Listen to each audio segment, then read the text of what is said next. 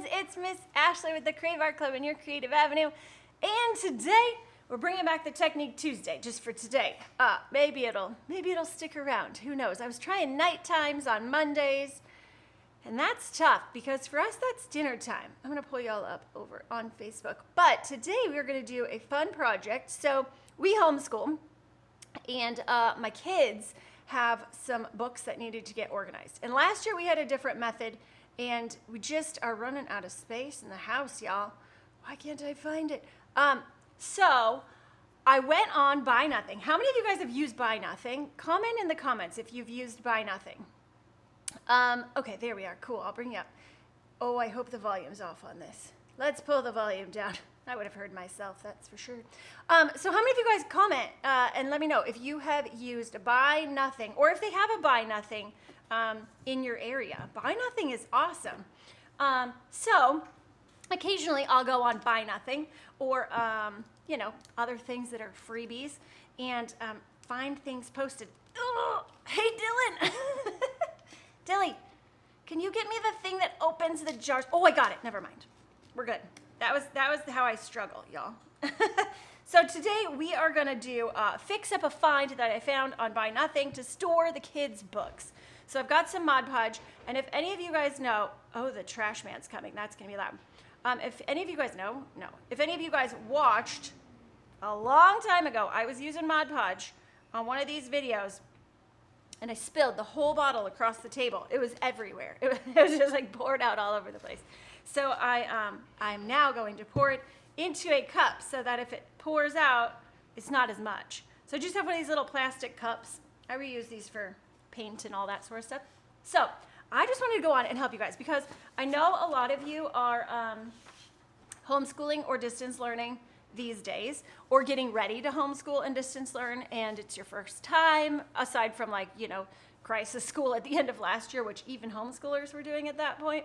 So, we need to get organized, and I am not great at getting organized. It's not my strong suit in life in general. I'm getting really organized with the whole school thing because it helps so much more. We don't feel all over the place. I don't feel like I'm throwing work at the kids. I don't want to give them too much work, but I want to give them enough work. And I feel like when I'm not organized, I just throw stuff at them. It's too much, I like to keep them busy, though, because if they don't stay busy, then they're all over the place, or they're arguing, or they're just wanting to play video games, or something like that. So if I keep them busy, they don't realize how much time's passed, and they're happy, and that's the key, okay? So this year, now, let me tell you this. This looks scary. I'm not a tabbing kind of person. We've not used the tabbing method before. So sometimes when people homeschool, I'll make it not as, it's scary. So sometimes when people homeschool, they take all the papers for whatever that week is, staple it all together, and it's like a little packet, just like in class. Like at regular school, there's little packets, and the kids get little worksheets and worksheet packets and whatever to work on, right? So some people like to do that sort of a way.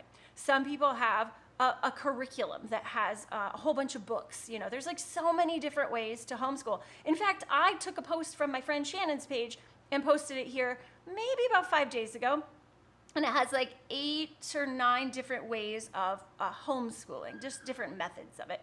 And everybody's is unique. Like, just know that if you're homeschooling this year, or if you're distance learning this year, distance learning is a little bit different because you are on your school's schedule. For me, I wouldn't have been able to do that. I would have just said, nope, see you later, we're homeschooling. I'm gonna be on my own schedule, because that's what I can handle. I don't know how people do this, like Zoom you, like it's just a lot. So I feel for all of you guys that are sticking with the distance learning. I think it's much more challenging than homeschooling is. I think, homeschooling definitely has its challenges, and it can be overwhelming. What I'm seeing in a lot of the homeschool groups I'm in is a bunch of first-time homeschoolers, and they're just overwhelmed because there's a lot of curriculum you can pick from. There are a lot of books you could pick from. There's a lot of different ways to learn, and you're trying to figure out all of that out. One tip that I heard from Sarah McKenzie and Pam Barnhill and Colleen Kessler at this homeschool convention I went to, they said the first 3 years of homeschooling is basically like the crazy chaos years. That's like where you're still trying to figure it out. You're trying to figure out how your kids learn. You're trying to figure out what works best in your house. You're trying the different methods to see, and you just really have to give yourselves a lot of grace during that time, because you might be so excited about this new curriculum, which we did last year. We got really excited about 2 curriculums. They were parts of curriculums, because I don't ever buy the whole box set. I would be like bored to death if everything was exactly the same, because that's just me, and I need everything to be very different. But they said to just, basically, if you get excited about your curriculum and it comes in and it does not work for you, and it does not work for your kids, and you're fighting and you're struggling and it's hard, or it's not challenging enough, or it's boring, or you guys just don't like it, just don't worry about getting rid of it. Like, scrap it, sell it on the home. There's so many homeschool curriculum sales sort of Facebook groups. You can sell it on there, super easy. But don't stick with it if it's not what works for you. That's the biggest thing. Like, don't feel like you have to be a slave to your curriculum because you bought the curriculum. Don't do that. That's also what I find happens in public school a lot, so don't think it's any different, because what I find is that they'll look at curriculums for the next year and they'll think, like, this wasn't working this year, so let's get a new one. And they'll try a new one out. And halfway through their year, they're like, we're never buying this one again. But they have to finish it out through the year because it's purchased with like state money and they don't have extra money, So they do have to finish it out. But a lot of times they're like, this did not work, we didn't like it. And they pick something new. So you're no different if you're homeschooling and you have to pick something new. It's totally fine, okay? So let's just say that right off the bat.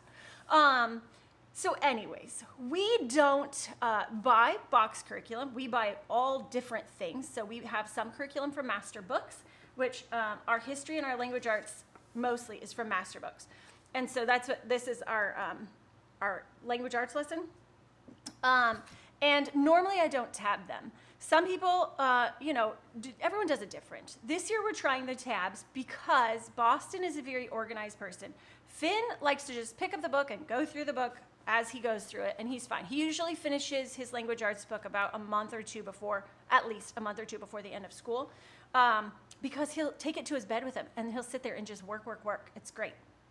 But Boston's not that kid. Boston will do that sometimes when he's on a roll. Otherwise, he's like, give me my pages I need to do today, and we're done. But then he gets totally tied up on other things. We're very project-based. Of course, we're project-based. We're very project-based, very hands-on. My kids usually are the ones that come up with even more ideas than I come up with for how to make projects out of whatever they're learning. Sometimes they'll get stuck on, let's say, something in language arts where they have to learn what was the game we came up with? They had to learn what, some different parts of speech were. So I made signs and I put them around different types of sentences, like declarative, interrogative, those sorts of sentences. And I put signs around the backyard. And the kids had to, when I'd say a sentence, they had to figure out which one it was and then run to the sign that said that. So now they're running, they're getting their energy out, they're not driving me crazy because they're giggling and laughing and having fun and running to the right ones or running to the wrong ones or trying to trick each other and run one way and then bolt off the other way. So make your learning fun at home as much as you can is a huge other tip. So even when we're doing like worksheets and workbooks out of workbook stuff out of these books, we're still trying to find other fun ways to add exciting stuff in. Now my kids are going to be doing a whole bunch of projects this year with like engineering projects and all that sort of stuff. They don't know yet, but it's going to be super fun. So I have to find a way to keep it all organized because I have about 20 projects for the 2 of them to do. So I'm organizing those so far in, like if you have loose paperwork, we're going to talk about organizing today, okay? Loose paperwork for Teachers Pay Teachers is a great website. So I've printed out like 20 different packets and bundles, and I store them in these manila envelopes. And then when it's time for them to do whatever that project is, I can just hand the packet off to them, and they get through it, which is really fun. And a lot of times I have them collaborate. So even though Boston's in 6th grade and Finn's in 4th grade, I have them do the same project. They work together. The 6th grader can help the 4th grader where he struggles. The 4th grader can help the 6th grader where he struggles because they think different. One has a math brain, one has a language arts brain, and they can really work together, even though they're in different grades. So if you have kids at home and they're all in different grades and you're like, what in the world, how am I going to do this? Let your kids help each other. Encourage them to help each other because they're going to learn a lot more from that. And yes, it does get a little snippy sometimes because they're having to work together and they're siblings. But I think that's like a really great life lesson that we can teach them in all these moments, you know? So anyhow, I have to keep everything organized this year. So we have our language arts curriculum. We have our history curriculum. Finn's is somewhere else right now.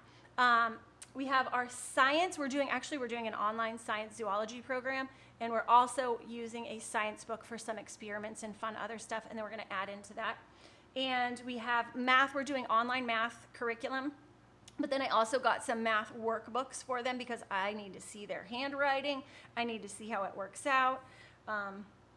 It's just easier with math for me to actually be able to see some of it, because then I can see where their struggles are. When it's online, it's a little harder for me to see their struggles, but they enjoy online learning. They think it's a lot more fun. They get rewards. They're excited about it, so they kind of do half and half. And because we also do a lot of hands-on stuff, I'm not too worried about a lot of their online learning. So I'm trying to keep the books organized, okay? So here's what we have come up with this year. This is, like I showed you, this is their language arts curriculum. Now, I've done this with everyone, and I asked the kids first, would you rather me tear the pages out and make you packets for each week? So you have like this little bundle of language arts, of history, of science, of math, and you have your packets, and you can go through it that way, along with whatever texts we're reading. Or do you want me to just tab these books? They like them to stay in the books, and that's what they've asked for every year. They wanted them to stay in the books. They just feel like they can get through it, and then they can be excited when they get to the end and they're like, look at there, we did it. I love this curriculum because, and there's a couple of them, but I love it because they have this like suggested daily schedule. So this is Master Books, Language Lessons for a Live-in Education. This is faith-based. And I like that part of it too because they get some scripture in there as well, which is awesome. And they have stories that are Bible, but they also have everyday stories, but with like a Bible twist on them, which is really nice. But not just Christian curriculums have this in the front, okay? So some do, and I love when they do this. Now our math one sort of doesn't, which is driving me nuts. And I was up till 3 this morning trying to figure it all out. But day 1, day 2, day 3, day 4, day 5 in week 1, and that's what they do each day. Now, most of the time, my kids can finish all of this in 2 to 3 days. Or in Finn's case, he'll sit down, he'll do the whole thing in 1 day if he wants. And I let them do that. Like if they want to do that, they can do all language arts in 1 or 2 days, and then they have time to move on and do more history on a different day, or we have more time for science on another day. It's up to them.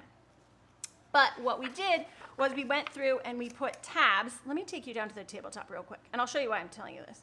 We went through and we put tabs, okay? So this is like all that he has to work on for week 1, okay?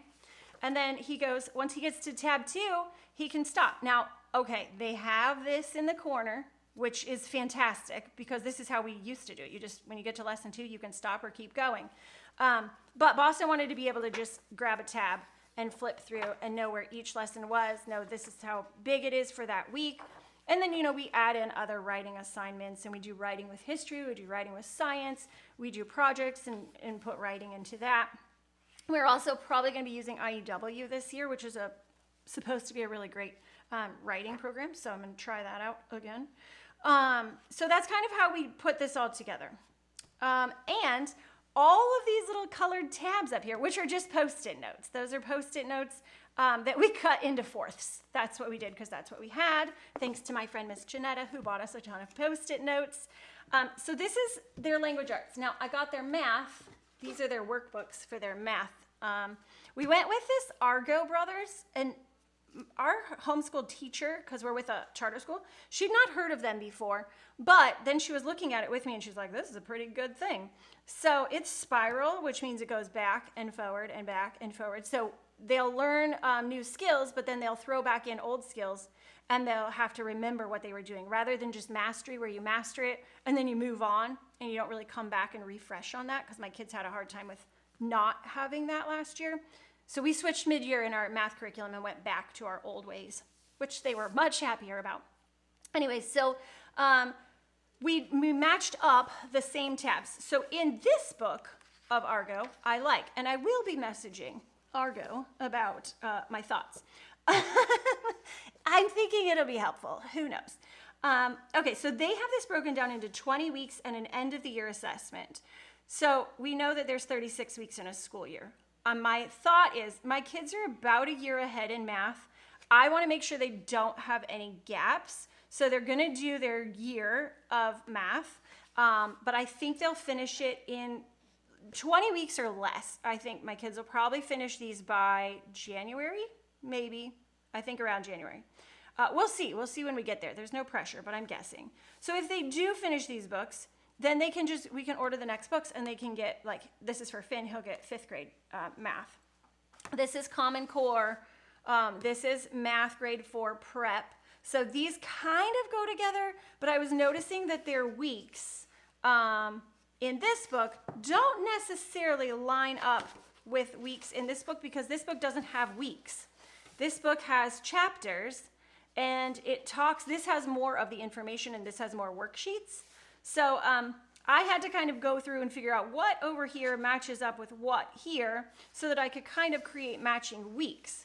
So if my kids are doing week 1 in this math book, they can do as many pages a day as they want. They just know that they have to get through all of week 1 in week 1. And then they'll be also doing the pink tab week 1 in this book. It's like a couple pages a day. So I'm not torturing them. It's not that bad. So a couple pages a day in math plus their online curriculum that they have. And a lot of times these books are, there's only like 3 questions on a page, but in like a spectrum book or other workbooks, sometimes there's 20 problems on a page. And if you think that's a lot for your kids, a great way around that is just to say, hey, do all the odd problems, or do all the even problems, or do the first 2 problems in every row. And just so you can kind of get an idea of how they're doing. So we are going to craft in a minute, but I just thought there's a lot of people struggling with curriculum, so I'm going to hop on and talk about it for a minute. In this book, they're also going to do the pink tab 1, and Boston's tabs match as well. Now, their spelling words are in the back of the book, so this is weeks 1 through 5, and he can just know that I just flip to there and I can work on my spelling words, and we do kind of spelling tests every week. So they also have... We always need to refresh fast facts with our kids. So I don't care if your kid's in 3rd grade, 4th grade, 5th grade, 6th grade, whatever. I think fast facts are super helpful. And until your kids have them like this with multiplication, with division, adding, subtracting, whatever it is, just work on it. I give my kids 3 minutes a day and they do their fast facts. They have a chart on the wall that goes up that they made little characters, and they slide up to go on whatever level they're at.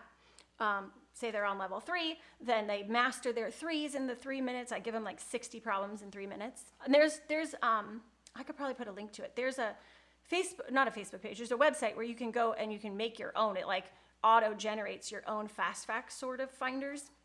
And you could just print them out. That's what we did. And then I put them in those plastic sheets, the sheet protectors that you slide into a binder. And I put all their multiplication facts in one, all their division facts in the other. And then they use a whiteboard marker and they go through and they write right on that plastic sheet. And then they can, when we finish it, like check it, make sure it's right, or if they missed any or whatever, then they can just wipe it off. And you use a little rubbing alcohol, it comes right off. So that's fantastic. Okay, so let me grab the next box. So that was Finn's. It's the same sort of idea as Boston's, except Boston's is 6th grade. Then I have daily science, which they're also taking a zoology course, which is going to be super awesome with a zoologist, a marine biologist, actually. So that's going to be fun. But let me go back to the tabletop. Over here, they have chapter 1. So this is 6th grade daily science. Finn's in 4th grade, but Finn has done science with Boston for the last 2 years, so he's done all of the science already. So they're just doing science together. It doesn't really matter yet until high school, so they're doing science together. And it's more fun. It's more fun for them to do it together.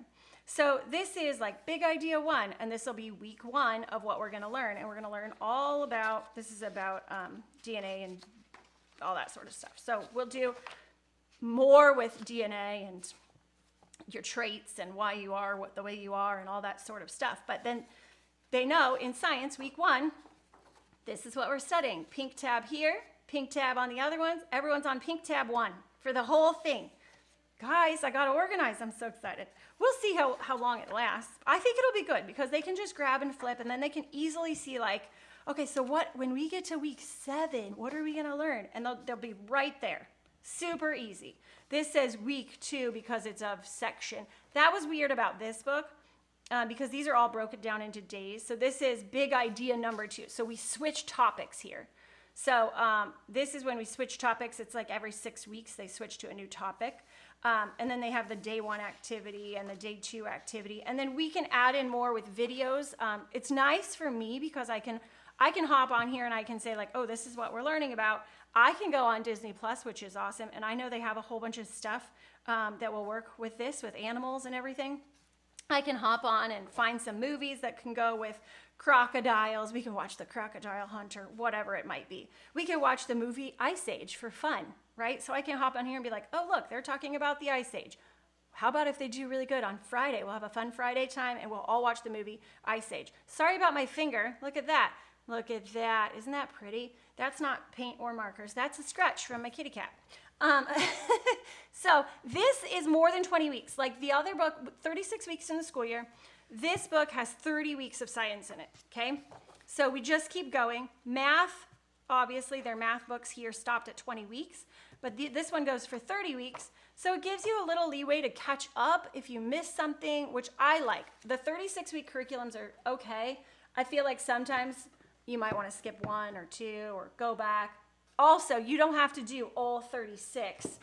I mean, you need a school for 36 weeks, but you don't have to do their 36 that come in their packet if you don't want.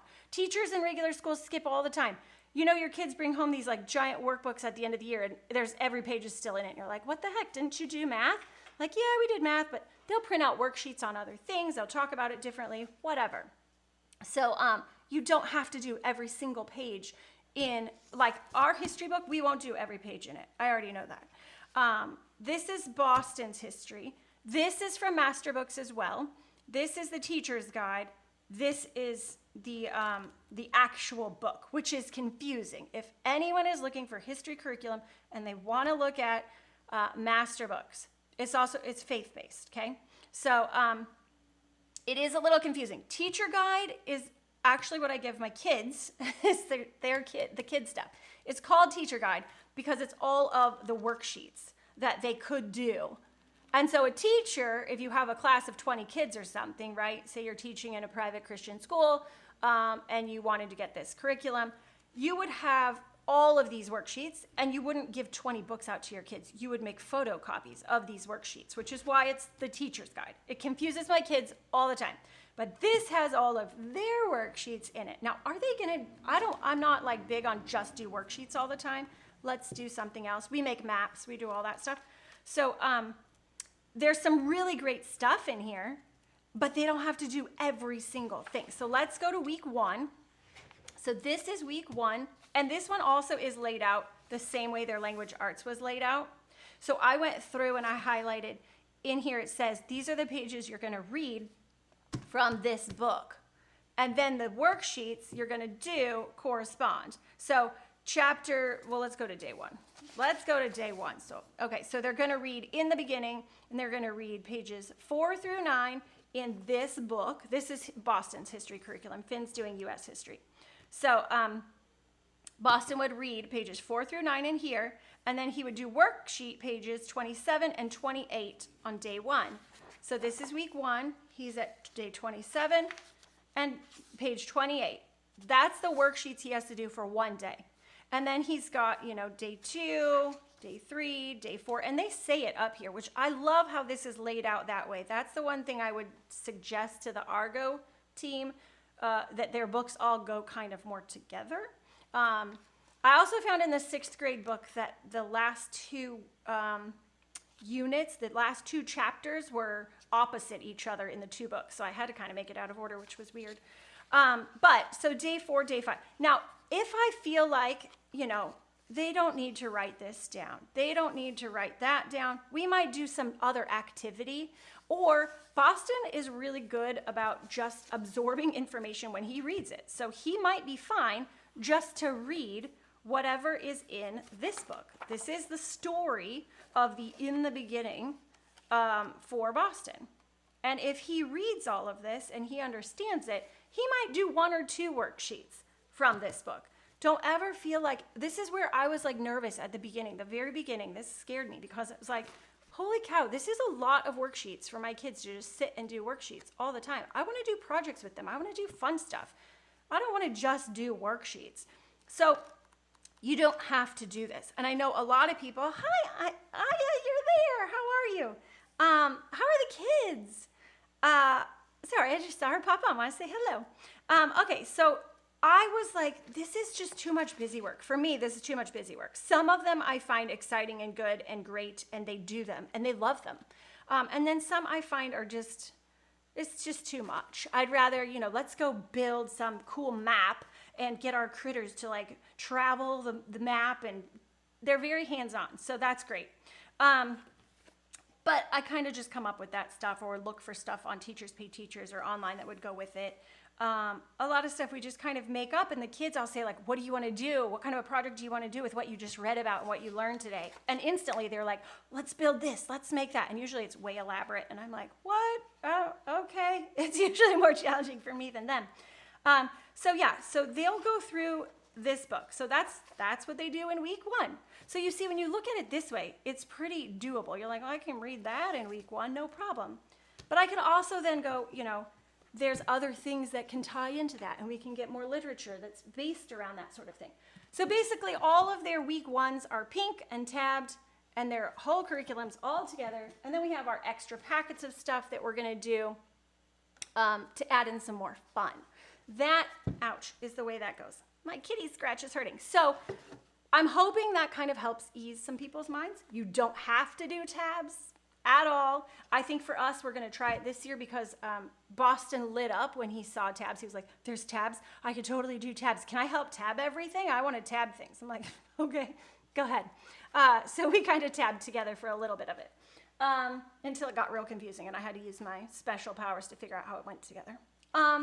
So that's the books. Okay, so now we are going to talk about these awesome little boxes. These are super small. My books fit in here perfectly.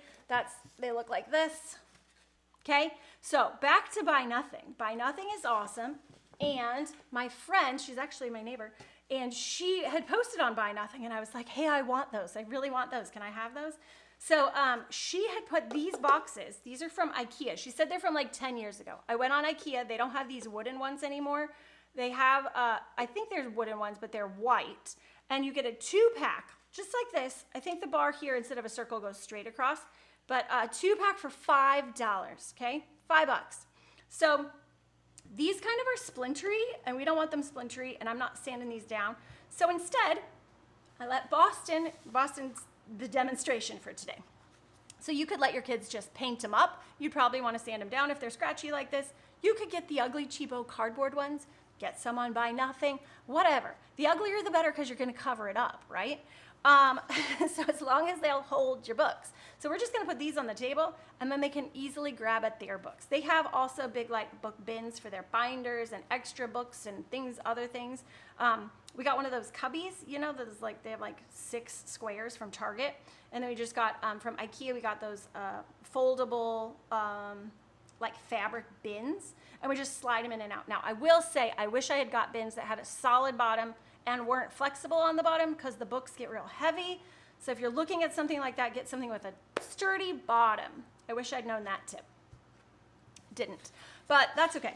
So we're gonna have these for their like textbooks that they need to get at every single day. So today we're gonna fancify these. We're gonna make it all fancified. So I'm gonna take y'all down to the tabletop. Now, How's everyone doing? What are you guys doing? Where do you all live? Where are you from? How's life? If you think this video will be helpful, you know anybody who is struggling or going to be doing all of this year, let them know. Do a little bit of that and let them know. Maybe this video will help them. I'm just hoping we can help people with everything everybody's going through right now. Okay, so Boston grabbed out some scrapbook paper, and this is the color he picked. Now, we're not sure if there's going to be enough, so the end might be the polka dot paper, which he picked also. He goes, those match. I said, well, all right. So we are going to put our paper down here, and we're going to line it up just like so. And if it's just a wee bit short, I'd rather err on the side of the chalk. Okay, so I'm going to trace this, and then we're going to Mod Podge.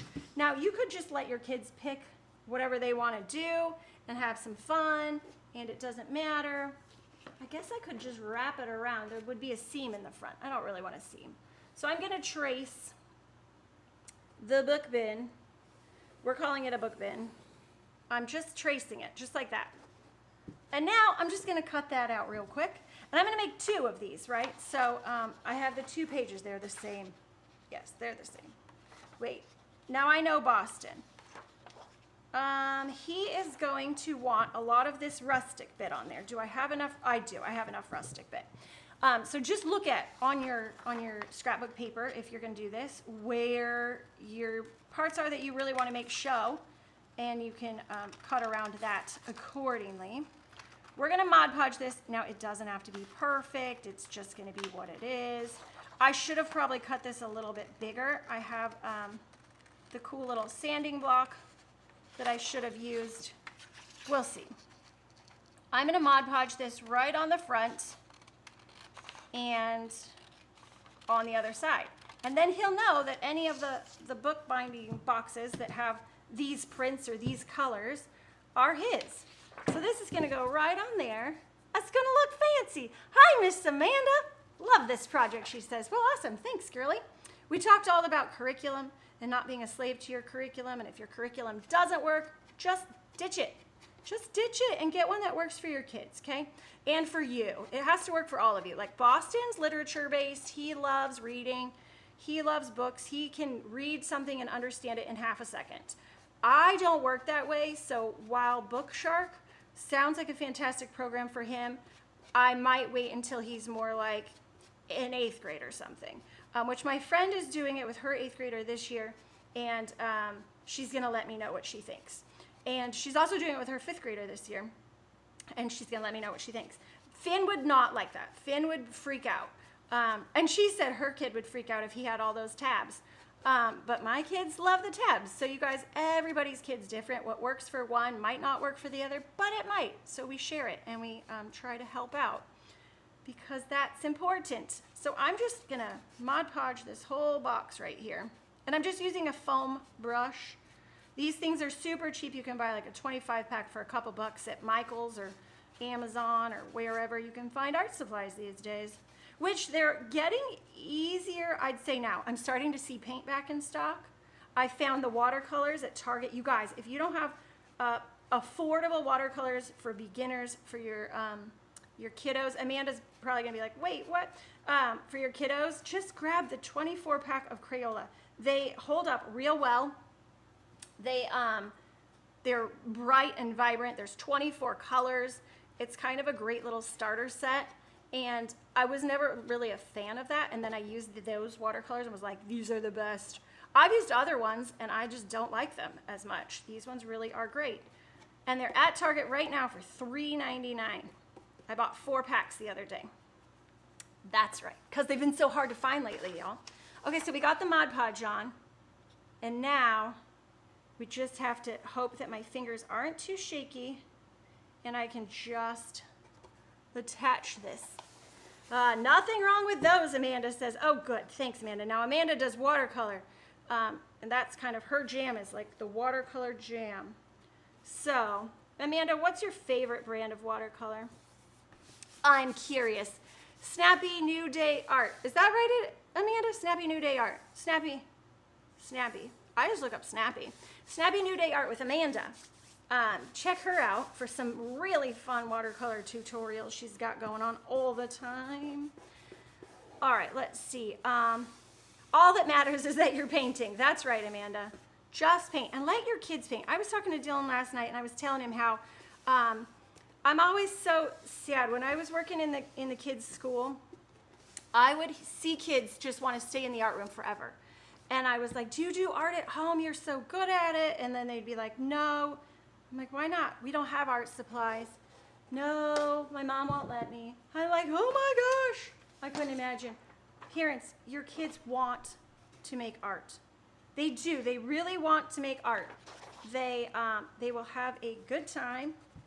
A good time. And that's important. They need to work those little brains like that. Art will help their grades. Art's just good for your spirit and your soul. So I'm going to encourage y'all. I know it might sound like it's messy. I know it might sound like, oh dear, my kids might get sad. It's okay. That's all okay. And it's okay for them to learn through all of that. So let them do art. It's like that song. What was that country song? Let Them Be Little. Let them do art. Yep, I actually like this one brand called Mozart I found on Amazon. It's cheap and good for newbies. Ooh, I've not heard of that one yet. I'm going to have to check that out. All right. Is it $3.99 cheap, though? That is the question. Crayola's $3.99 cheap, guys. I can't beat it. It's awesome. But I don't know. Mozart's probably going to be a little bit better quality, at least. All right, so we're cutting out side 2. Boston was like, if you don't have enough for the back, then what?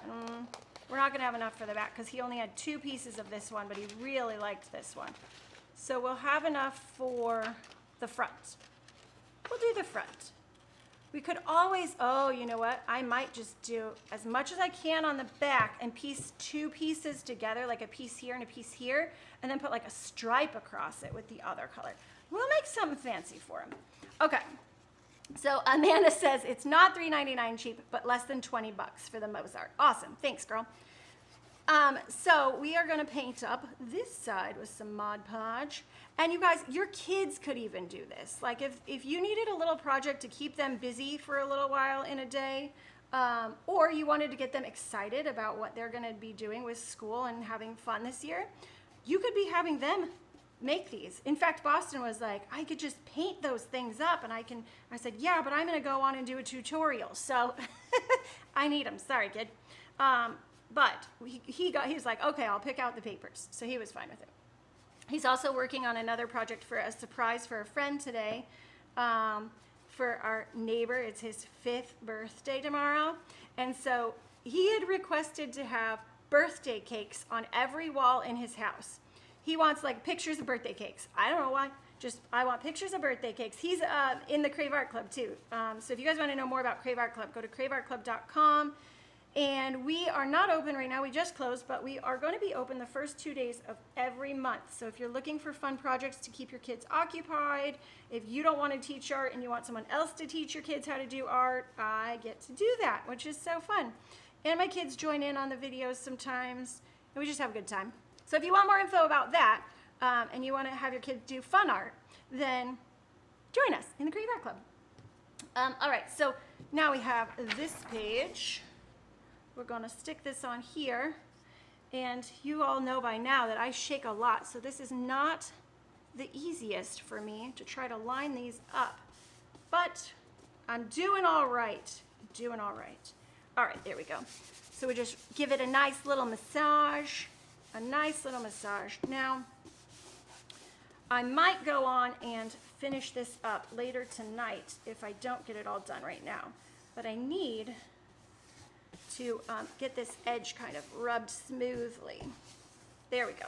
All right, so the Mod Podge sometimes will feel like it's bubbling, but it will end up laying flat and it will be okay. And I'm gonna do 1 coat of Mod Podge over the top of all of this at the very end, because it's gonna seal it. That way, if they toss these around and move them around a lot, it'll kind of be like sealed, so it won't be so easy to tear, okay? All right, so now, we've got these scraps here. Let's see what we can do. We want to make sure our circles are going the same direction. So let's see what we can make happen with this. I think I can make it happen where this is at least on the back, and we might do a piece together front. So let's try our best. Oh, Boston, I think he'll be happy. I think he'll be happy with this. All right, so I'm lining it up, sort of, trying to eyeball it. Hold this down, and we're just gonna trace along here. And now I'm not worried about these edges up here. I'm probably just gonna seal them because he likes that rustic wood look. Now you could have wrapped it all the way around and done all of that. We're gonna probably just sand that a little bit. And then, I guess I had a little Mod Podge there. Probably just sand it down a little bit and then seal over it with Mod Podge so it's kind of not rough and scratchy with splinters, because they are kind of scratchy with splinters. Now those were just a find on Buy Nothing, and so they were free, and I had all this paper already, and so that's free. And then I had Mod Podge because I got tons of that, so I just had it all on hand. It's the easy way to do it. Now I don't know if you guys know about Facebook Marketplace, but Facebook, oh boogers, you all saw what I just did, didn't you? That's not going to be good. These are going to go vertical. I just got done saying put these the other direction, and I cut them the wrong way. Well, they're going to go vertical. They're going to go vertical. It's all right. It's not the end of the world. And I don't know if they would have fit the other way, honestly. So this is probably the only way I really could have gotten the whole thing in there very easily. Because it got too skinny too quick. I think, I'm not positive. We're going to go with that idea. But Facebook Marketplace has tons of cool stuff on it for super cheap. And so if you are looking for stuff, that might be a good resource for you. See what I did? What a bummer. We're going to put it like that so that this edge looks like it all lines up. That still works. They all line up together, so that's fine. Okay. I'm going to put that down at the bottom. There's a booger in my Mod Podge. Gross. It's Mod Podge boogers, so it's okay. So anyways, Facebook Marketplace has cool finds. And so if you guys are looking for ways to store your homeschool supplies this year or your distance learning supplies this year, check out Facebook Marketplace or Buy Nothing, because you could get some stuff real cheap. Or look in your garage. What we're finding is we had some stuff in our garage. I don't know if you guys saw, but we got some new kittens recently, and the kittens needed a kitty house. And so we actually repurposed a bookshelf that was in our garage that was being used to hold paint, and just stored our paint differently. And then we found some drawers in a cabinet that we could have used shelves in instead of drawers, so we repurposed the drawers as the little buckets for the kitties to sit in. And it's awesome. We're loving it. They're loving it. So yeah, look around your house and see what maybe you could just repurpose. The kids really don't need like a giant workspace. Now, as much as I would love to have one of these beautiful like homeschool rooms, and you get all jealous because you're like, oh my gosh, look at that person's room. They have all their homeschool stuff in one spot. It's fantastic. We don't have that option here so well. So my kids school everywhere. Don't feel like they have to school in one room and be in only one room the whole time. My kids, that's going to be a hole. Maybe I'm not. Maybe I'm just going to not have it be a hole. My kids school better when they school all over the house. So for us, it works out fine. We kind of set up stations, like they can go school outside if they want to sit in the backyard and do their history out back. They can sit out back and do their history. If they have to be on a computer, sometimes they have to be inside wherever the computer is, but they have little kid laptops, and so they can go sit at the dining room table. They can sit on the couch. It doesn't have to look like a classroom in your home. Your homeschooling or distance learning, if that's where you're at this year, doesn't have to look like a schoolroom. It doesn't have to look like a classroom. If your kids thrive with that and they do better with that, then by all means do that. It's fine. That's great. If they don't, then don't force that on them. Let them kind of do what they can do to be most comfortable, because that's really the key when they're trying to learn. They need to have a comfortable spot. Okay, so we've got that, and you can't barely even tell where that seam is, so I don't even need to put another piece on there. Look at how beautiful it's turning out, you guys. Okay, so I'm gonna do one more piece on the front. Now this one might be a little bit funky monkey. I think we're gonna have to piece it together side by side, like this. And I think that'll be wide enough. So I'm gonna just chop that part off because that'll be in my way. We'll just chop those off and then we will measure. Now let's see how I want those seams to go together. See, if I turn it this way, my little things that look like Pokeballs will be opposite directions. So they both have to go this way, but do I want this in the middle or do I want that in the middle? I think I want that in the middle. All right, so we're gonna flip it. And we want the bottom to be with the darker bottom. So I have the darker bottoms here. I got it right this time, y'all. I got it right. Okay, cool. So these are gonna go together and hopefully stay together. We could tape them. They would stay a little bit easier, I think, but that's all right. We're gonna flip this up, put it right on there, and I'm gonna try to put that seam in the middle. So that means I'm gonna have to cut a little bit more, but that's all right. We're just gonna trace this side now. Now, like I said, we could have wrapped this around the edges, and you may choose to wrap yours around the edges. I did not. Boston likes the wood look, and I'm fine with it. So I am gonna Mod Podge it though, because it is kind of rough. And when I sandpaper the edges, it might kind of calm down a little bit too. We'll see. So I'm probably gonna go on and finish this up this evening or in a little while, we'll see. I'm gonna let this dry for a minute and then we'll finish it up with another coat of Mod Podge over the top and sand these edges down just a wee bit. In fact, I feel like I need to sand those edges right now. Actually, I'll just fold them in. They'll just get folded in. Fold, fold, fold. Because I don't have my sandpaper here. Hey, Dill? I need my sandpaper. Hey, Dylan. Oh, he's not answering. Bummer. Okay. So ideally, what I would do is grab some sandpaper and just sandpaper this edge right here and right here so that this piece comes off because it's a little bit long. So in fact, y'all, hold on one second. Don't leave. I'm gonna run. I'm gonna grab my sandpaper. I'll be right back.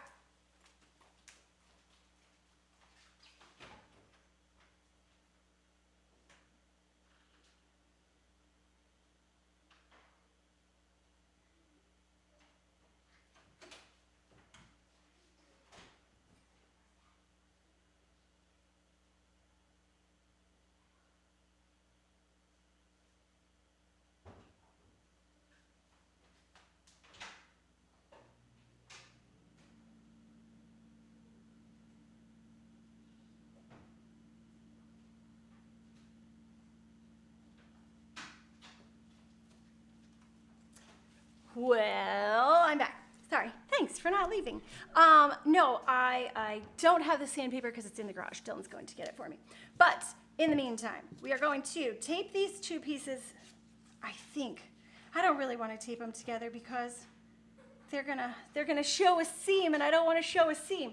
So let's just recap until the sandpaper arrives. So we have taken boxes like this for my books for the kids for their school this year. Okay, so this is gonna be a real easy, nice way for them to be able to find all their stuff and not take up a lot of space. I have 3 of these. I probably need to get 1 more. And like I said, these are from IKEA, but these are like, I guess, 10 years old because I found them on Buy Nothing.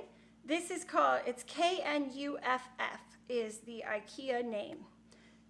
I think it's Nuff with a silent K, but who knows? K-N-U-F-F, if you want to look it up. Otherwise, you can just get these magazine boxes. They have them for 2 for $5 right now. I think they're always 2 for $5, but they're a great way to store your kids' books, and each kid could have a different bin. So what we're doing is Boston picked this kind of paper out of the scrapbook paper, and I'm just kind of Mod Podging it to the box. So Boston knows that anything with this paper is going to be his. Awesome. Thank you, love. So I'm going to grab this sandpaper now.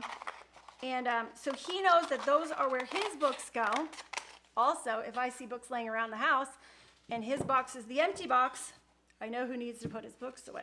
So I'm just going to sand off this edge right here. We have just kind of extra paper that kind of came over the lip. And because the Mod Podge is kind of dried up on there, I can easily go through and just sand that edge. And this is nice and smooth now. Look at that, y'all. So we are just making fun little boxes to store the kids' school supplies in, or maybe it's your supplies that you need. It's a good sound right now too. Maybe it's your supplies that you need for teaching your kids. You can have your own colored box, but you can also get the kids totally involved in this because they can easily make their own box. I mean, you guys have seen how easy it is right here just to make their own little box for their supplies, and then they get kind of more excited about school. And now that's nice and smooth and no more scratchies. Now we're going to add that piece to the front, but I'm going to get these all kind of smoothed down, okay? So if you have any overlay back here, you could do the same thing on that. Mine fits pretty right on, so I'm not worried about that one. You get this edge is a little bit off. So don't worry if you cut this a little bit too big. It's actually sometimes kind of better to cut it just a little bit so you can do this so that it gets real smooth right along that edge. So once you Mod Podge your scrapbook paper on, you just take a piece of sandpaper. This is just real fine grained sandpaper, and run it right along the edges to help smooth it out so it's not sharp, and to get off the excess scrapbook paper that was hanging over the edge, okay? I have a little bit on this back end right here, and then we're gonna go put on the front piece, and Boston is gonna have a brand new book box. Thank you to Buy Nothing and my friend Danielle, who let me have these boxes because she was getting rid of them on Buy Nothing, and she picked me. So that was lovely. And I thought, you know what? We got to go on and do a fun video with this idea. So now I'm going to put the Mod Podge right here. If you're just joining the beginning of this video, we talked about curriculum. We talked about how some different books are set up with curriculums. Not using a curriculum. We don't use one specific curriculum for schooling. We piece a lot together, and a lot on Teachers Pay Teachers that I find I use.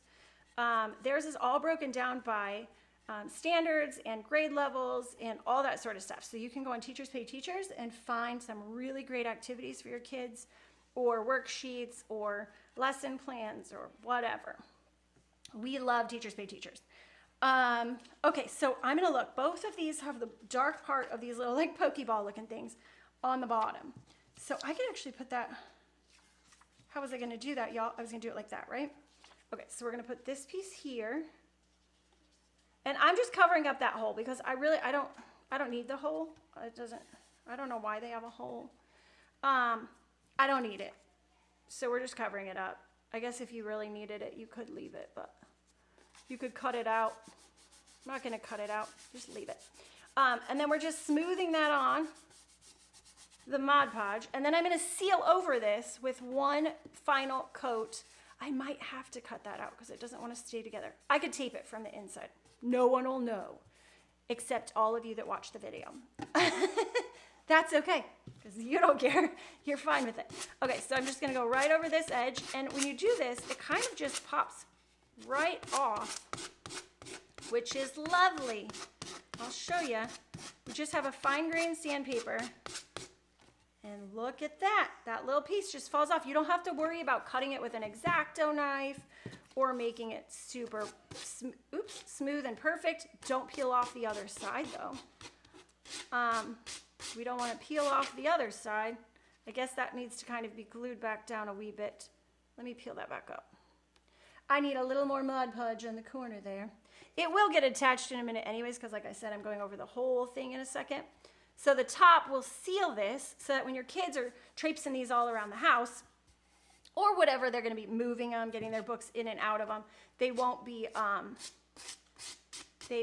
damaged that much because it'll be kind of sealed. Like the Mod Podge works like a sealer. So that's always great. Okay, so we're going to just get this edge off, and then I can seal the whole thing, which will be awesome. I'm going to run the sandpaper right along the inside, just so it's not sharp with splinters. So we're going to get that right there. I know, you could just, I'm hearing people going like, couldn't you just buy like a blue plastic tub and be done with it? You could. It's just not as fun. And this is just fun, and this is unique, and this makes it special. And if your kids want to work on it and have a little extra special in their prep for the school year, this is a great, simple wood and craft project your kids could take on and do themselves. It's really not that hard. You saw. I'm gonna make this edge just a little more smooth right here before I go put my Mod Podge on. And if you wanted to make it a little bit more rustic, you could always just kind of scratch it up a little bit with your sandpaper, and kind of, you know, put a little more tears in it or whatever. Boston likes rustic things, so he would actually probably enjoy that. But you could kind of just go rough it up a little bit and make those edges a little bit more rustic and not so smooth if you want, which might be cool. You could also take some like ink or a really dry brush of paint and kind of rub it around these edges, or like a stamp pad and rub it around these edges, and it would kind of make it even a little more rustic. So if you have a paper that's not rustic and your kiddo wants kind of that more vintage worn look, you could just kind of rub it right along those edges and then Mod Podge over the top of that to kind of seal it all. And then that would kind of give it that more vintagey kind of look. So it's up to you how you guys kind of want to do it, but there's so many different ways you can make it unique and cool and special just to you. They're one of a kind, they're fun, and then your kids kind of have a little more ownership in it and a good time with it. Every time they see their little box, they're like, I made that. That's awesome. So there we have it. There we have it. All right, I think that's pretty good. I think we took this plain box and made it into this really fun little box for Boston this year. Now I'm getting all the sawdust off because I don't want to Mod Podge the sawdust into it, because that would be not so great. And then I'm going to kind of clear the table of it because I don't want to put it right back in there. But you know, I said we're going to come back tonight and finish it up. I think I'm just going to finish it up. What time is it? It's 1 o'clock? Yeah. We could Mod Podge it right now. So I'm going to, my Mod Podge is almost out. I'm just going to use this as like a sealer. So we're going to pour it right on in the bucket. I better close that up or I'm defeating the point of pouring it into something else so that I don't spill it. I'll take you guys down to the tabletop. Now, this is where you might freak out because it might bubble up a little bit, which always freaks me out because I'm like, oh no, it's not going to lay flat, but it always dries flat. So don't worry. And you just cover this right up and it kind of seals all of it in. And you just make sure you get all the spots, okay? Make sure you get the edges. Make sure you get it nice and solid on there. And we'll just seal that right up. And I like to use a foam brush for this. It's easy, it's cheap, you know, they last for a little while. And then to clean them out, I just soak them in some soap and water and scrub them out. And then they're good to go again. So any of those like, you know, junky brushes you can get from like your paint kits that come with paints and then they come with a brush, usually not the best quality brushes. I do sometimes tend to save enough of those that I can use for applying like Elmer's glue or applying Mod Podge or something when I may not have a foam brush. But the foam brush, you get a pretty even coat, and you do just kind of want to look at the different angles and make sure that you're getting an even coat. My Mod Podge is so old I have a few boogers in it. Bummer. There we go. So you just want to make sure you're getting it on everything. You don't leave out a little spot. This will also kind of protect it from water a little bit. You know, if the kids make a little spill or something. So I can see already it's starting to bubble and it always freaks me out, but it lays down. I promise it does. It seals itself back up. So it won't be ripply. Okay, cool. So that's what you're going to do. You're going to just do that for the whole box. And like I said, I made sure I got in here. So we just want to make sure it's nice and sealed along that edge as well. One, then you won't have to worry about the little splinters. And two, it seals that edge of your paper on. So I hope this was a fun activity for y'all. You could like put letters on here. It could say Boston down the side. It could say whatever, history, language arts, whatever your curriculum is that's in it. It could just be some inspiring quote you go on with, anything you want. You can add little baubles, which we still might. We might put like an inspiring quote or anything he wants. You could use regular printer paper and print out some fun quotes, or they can handwrite and write themselves some fun quotes. And just like we did with the paper and this Mod Podge here, you could just Mod Podge whatever it is right on the top. So if Boston wanted to print out some quote, he could put it right here and then Mod Podge over the top of that. Mod Podge first, put the quote on, Mod Podge over the top of that, and then it would just stick to all this, and it would be like part of the decor. So he could totally do that. And even though we're sealing this right now, it's not like the end of the world if he wants to go add something new to it. He still can add to this. So that's great. Because he might want to. Or if he finds some cool little like vintage baubles and wheels and gears and fun things, you could stick those on here. You could do whatever you want because it's yours. So let the kids have some fun with this one. This would be a great way to get them excited about school coming up again. Today was funny. I said 2 more weeks till school starts. Now we do some school stuff over the summer too, but like where we start having to check in and do our Zoom classes for whatever we want to take online and stuff. That's all getting ready to start in a couple weeks. So this morning I said 2 more weeks till school starts, and the cat went rah rah, and Finn was cracking up because it sounded like he said uh-oh, and then I said it again because Finn thought that was hilarious. I said 2 more weeks till school starts, and the cat went rah. It was hilarious. We were cracking up like 3 times. He had some rebuttal against school starting. It was funny. But we're all kind of actually looking forward to it this year. And Boston keeps saying this is going to be the best year yet. So that's exciting. Nothing, no pressure if this is going to be the best year yet, but it'll be fun. All right, now I know when I set this on the table, it's going to like stick to the table because the bottom's a little sticky, but that's all right. I'm just going to seal this one edge, and then we're going to get off of here. I hope this lesson helped y'all today. I hope you found like something fun. You're like, oh, we have those magazine holders that have just been sitting around. We haven't done anything with them. They're in the garage. I could do this with my kids. That'd be easy and fun. Get that scrapbook paper out, put it to use, or just grab your paints and paint it up. This was just a different kind of crafty thing for today. So you can just get out your paints and let them paint.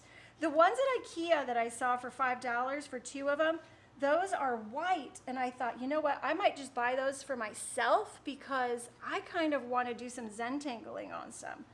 And I think that might be fun. So who knows? Who knows? You could do anything. You could do anything because you're creative and you're fun and you're not afraid to try. So this is kind of how it came out, y'all. And this is matte Mod Podge, so it will dry matte and not shiny. But it's shiny right now because it's still wet. And I saw that I had a little glob right there. It will dry clear, so if it is white, it will end up drying clear, okay? So don't worry about it. All right, friends, I hope that was fun. I hope you had a good time. I hope you feel a little bit better and like you're going to make it through this year. I hope that helped you build a little confidence and know that it's okay. If the curriculum's not what you picked that you don't love after a couple months, you're like, don't love it, ditch it. Do something else. Find what works for you and your kids and your family. I know a lot of people are going to be homeschooling instead of distance learning. I know a lot of people are going to be distance learning. That's fine. Whatever works for you, just do you. And it doesn't have to be a right way. This year's going to be weird, but the cool thing is some of you might find that you actually enjoy doing this teaching at home with your kids thing. And if so, then use this as an opportunity to see how your kids learn and what works best for each child, because each of them is going to be different. It doesn't mean you have to do like 8 million different things, but include different things for each of them and try to do things in ways that will help them learn best. Because the exciting part for me with homeschooling is that I can teach to what my kids enjoy, what they like, the way they learn best, Whereas if they're in a classroom with a lot of kids, they don't always have that. You don't have that option because you have to teach for 20, 30 kids, right? Which is fine, and a lot of kids can hang with it and make it work. But if it's just you and your kids, you're able to kind of really focus on the best way to help them learn. I do think it's important to still teach them other ways because they aren't going to get everything spoon-fed to them in life the perfect way for them, and they're going to have to see how everything works. But I think it's a good idea if you can try to tailor some stuff to your kids as best you can. Okay? So do whatever you want, and just know that if you need help, we're here for you. And we'd love to help you guys with whatever we've tried over the past couple of years to see how this goes. We're not perfect. We're still trying to figure it out. We're still trying to get it going. But we have seen some things that work and don't work. We've gone through the stresses. We've gone through all the challenges. And, it's okay. We're still here. It still works. We're good. You can make it. All right, friends, have fun. I hope this is a fun project and you guys enjoy it. If you do it, post it on the page so we can see what you guys create because we love to celebrate you. All right, guys, have a great week and we'll talk to you soon. Bye, friends.